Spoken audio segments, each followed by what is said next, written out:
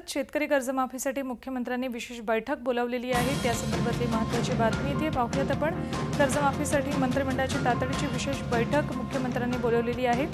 शेतकरी कर्जमाफीचा प्लान तयार केला जाणार आहे। आपण अपडेट्स घेऊयात आमचे प्रतिनिधी अमित जोशी यांच्याकडून। अमित, काय अपडेट्स आहेत या संदर्भातले?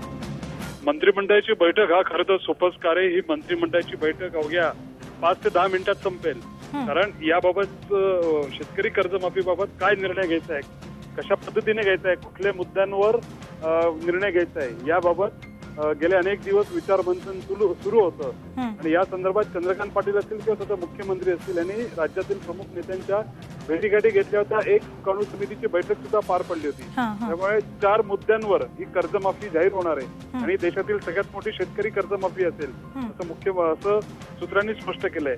आता औपचारिकता बाकी आहे ही मंत्रिमंडळ बैठकीची।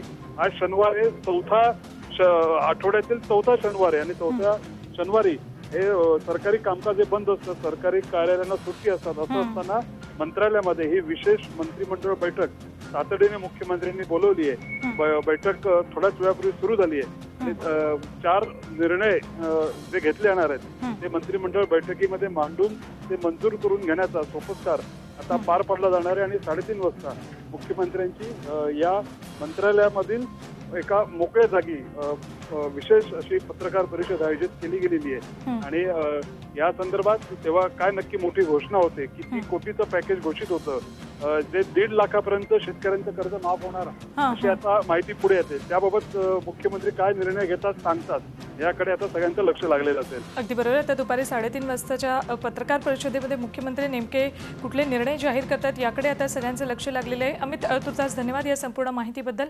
तर थोड्याच वेळात मुख्यमंत्र्यांची पत्रकार परिषद सुरू होतीये आणि या पत्रकार परिषदेमध्ये मुख्यमंत्री शेतकऱ्यांच्या कर्जमाफी संदर्भातले काही महत्त्वाचे निर्णय जाहीर करणार आहेत। झी 24 तास रहा एक पाऊल पुढे।